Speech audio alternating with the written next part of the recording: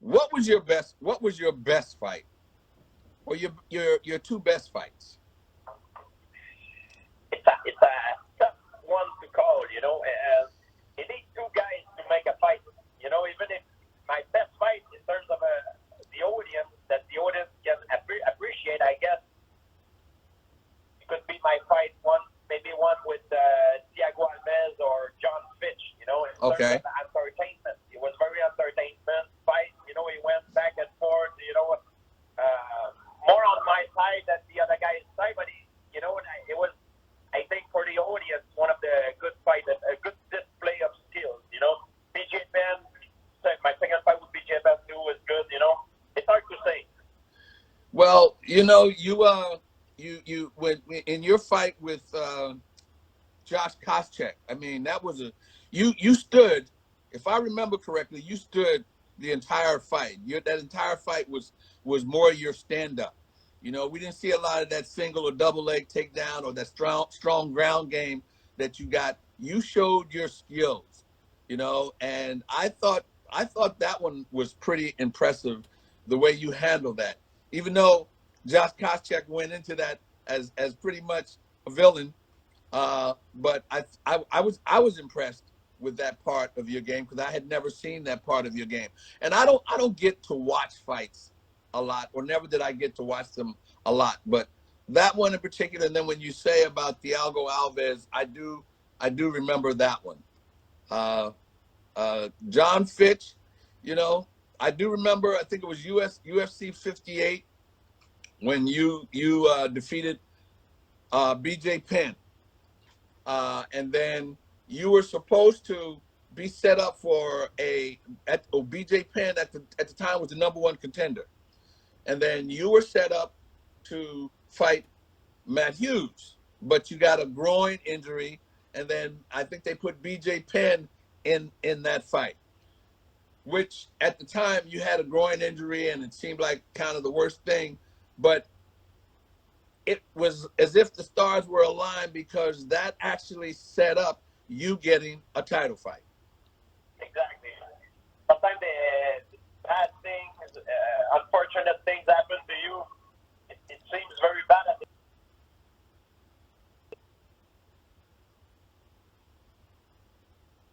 So in that case, that was a good thing. That injury allowed me to step back to do some rehab. But in the meantime, Matt Hughes, who beat me before, became the champion. And always wanted to finish on top. When I fight someone, I'm very competitive, and even if someone beat me, I Right. want to make sure I beat him back. Well, you avenged. I mean, you had 15 title defense. You were 26-2, and you avenged all of your losses, and you went on a straight run up to 2013. And earlier on in the interview, I had asked you about that time between 2013 and 2017, and I'm not 100% sure, but I think that did it have something to do with you trying to get a Khabib fight, or Khabib was set or scheduled, or you were trying to get that fight and the UFC didn't work that out? No, when after you mean after the fight with Johnny Hendricks? Yes. No, I just had a lot of pressure for a long time, and I had also personal problem, and also I was fighting against the performance enhancing drugs. I was telling it I wanted the fight to be tested, and the UFC refused. They didn't want at the time, and I just felt like I had too much pressure for a long time. It's very hard to explain when you're the center of the attention for a long time. Pressure gets in the way, and sometimes it makes you lose control, of yourself. So before I lost my insanity, I wanted to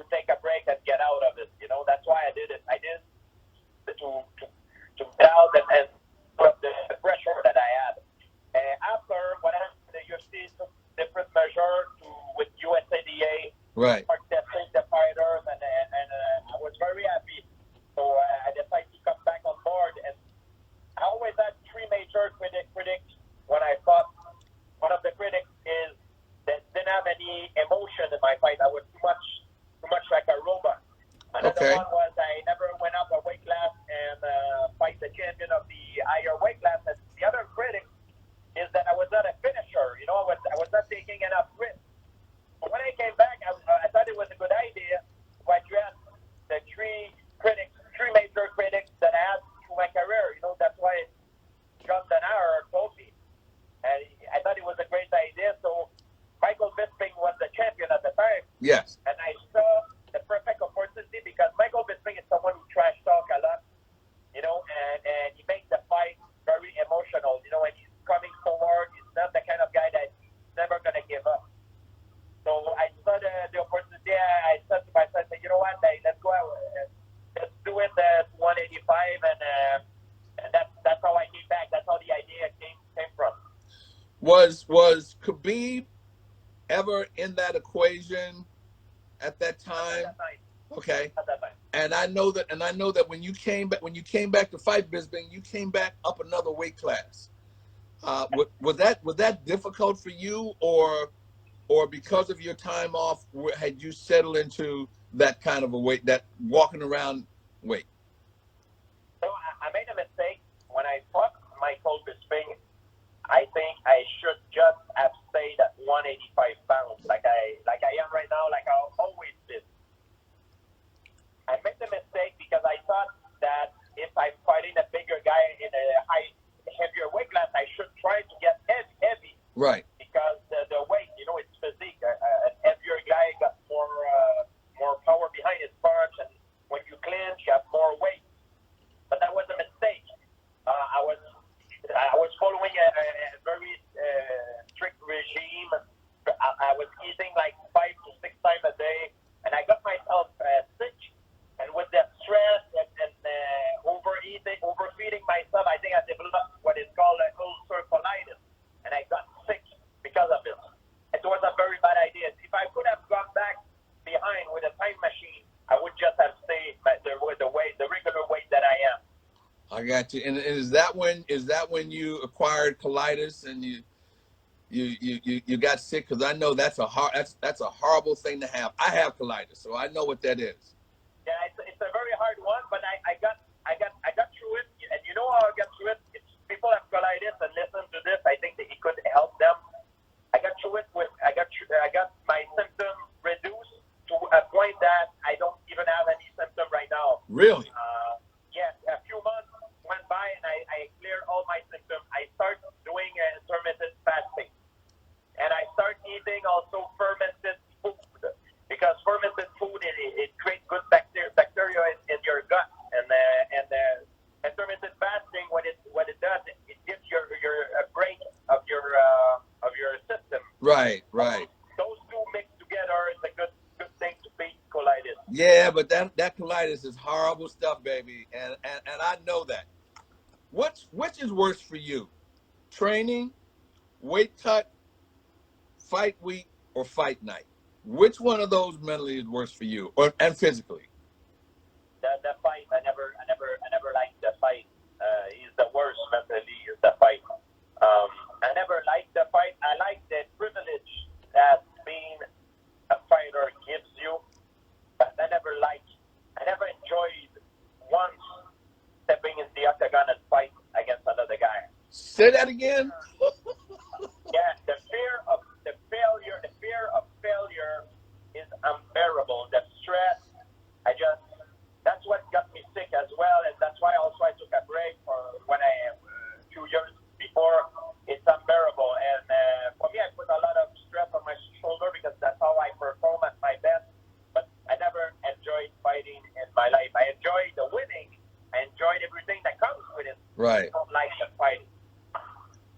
So you don't enjoy fighting?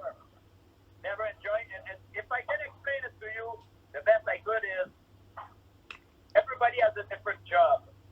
There is no job that is perfect. If I ask you what do you like about your job and what you don't like, you would say maybe I like my job 90% of it. But 50%.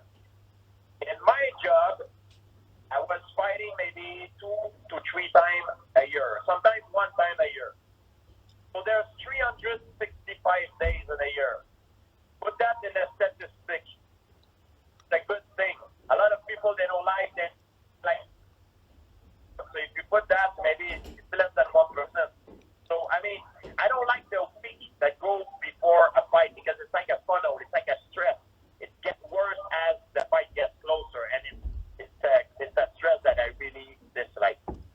Wow. And I know that. What is it like for you? Now you're saying you never enjoyed fighting. Never once. At the present moment, I never enjoyed it, and I corner many guys, and everybody react differently. I see some of my friends that I corner that are fighting, they're happy. They're like, hey, I'm so excited to be there, and I'm like, man, you guys are psychopaths, man, or I don't know what is the proper term, in terms of psychology. That's okay. That's good enough. You don't know it. You're going there, but you don't have the total control. You only control what you can control, and even that is an illusion. So you going there, taking the risk of getting humiliated, and on top of that, you can get hurt you can die. You can get hurt very bad. You're crazy. If you like that, it's completely insane, and I don't think it's crazy for me to not like the fighting. I did fighting because I liked what it gave me. At the time, it was not gonna. I love the fact that the glory, the respect, the woman, the money, the freedom that it gives you. If you're not motivated by one of these 5 things, right, you start your career, and if you don't like fighting, on top of that, just don't do it. I didn't like fighting, but I love those 5 things. Those 5 things. I was very good at it, so that's why I did it. Well, as of today is April 30th. You fought Jake Shields on April 30th in 2011 to the date. And from that point on, you actually won 13 consecutive fights, and you had 15 title defense, which is unbelievable. And that's with 18 years. And I remember, I think it was UFC 83 or 129, I think it was, but we came to Canada, Montreal and Toronto. And I think the very first time that I was in a hotel with you. Now, I've worked with Joe Frazier, George Foreman, Muhammad Ali, Ken Norton, Larry Holmes, Mike Tyson, Sugar Ray Leonard, and when I think it was Toronto, there was 55,000. Toronto was 55,000. If I was a fighter, that's a night I would not have liked. But I don't think I've ever seen in my career and working with high-level athletes, I don't think I've ever seen a response or crowd as I did at that fight, or a response to a fighter the way they responded for you. Yeah, it was great. It's a great souvenir I will share for the rest of my life. At the present time, when the fight is happening, and when you get in the octagon, you forgot that you're on a cruise control mode. It's funny thing about you, Bert. I remember, when you talk about fear and not liking what I do, I have fear until the moment that you used to get inside. You kick the door out of my locker room and say, "St-Pierre, you up there? Let's go. You ready? Let's roll it, baby. That's what we do for a living. Woo!" That's what you used to do to get us pumped. Yes. And until that time, when I hear that voice, that's when I get to a different dimension in my mind.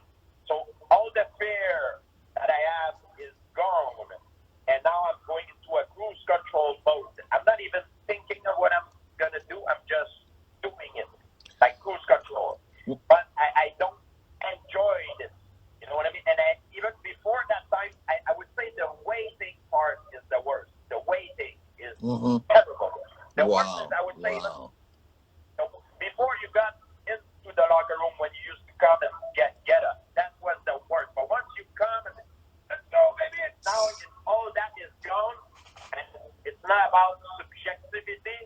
How you feel is about objectivity. What do you need to do to win the fight? And that's all matter. You as a person, you don't exist. The only thing that matter is things that you need to do, and these things need to be done at all costs.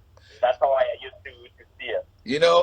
And I knew that and I knew that about fighters here, and I knew that about them here, and that's why, you know, I reacted towards the fighters the way I did. That's exactly why I treated you guys the way, because even though, I mean, I boxed, you know, but mixed martial arts now, I boxed until I learned that there was a better way to make a living. So, you know, when I fought Michael Bisping, my last fight, unfortunately you weren't there. yeah. It was not the same because I was used to hear you, to hear the door of my locker room getting kicked out from the outside. Boom! Let's go, baby! And this did not happen in my last fight, so it was not the same. So when I make my visualization, when I used to make my visualization, you were even yourself were part of that visualization. Wow. My walk through the cage was part of my visualization. So it's a big part of my mental game that went away. When I left, well, you know, it was a big part of mine as well, because you guys let me into a fraternity that you didn't let a lot of other people in, and I know that, and I was always proud of that, and I always respected that, you know. So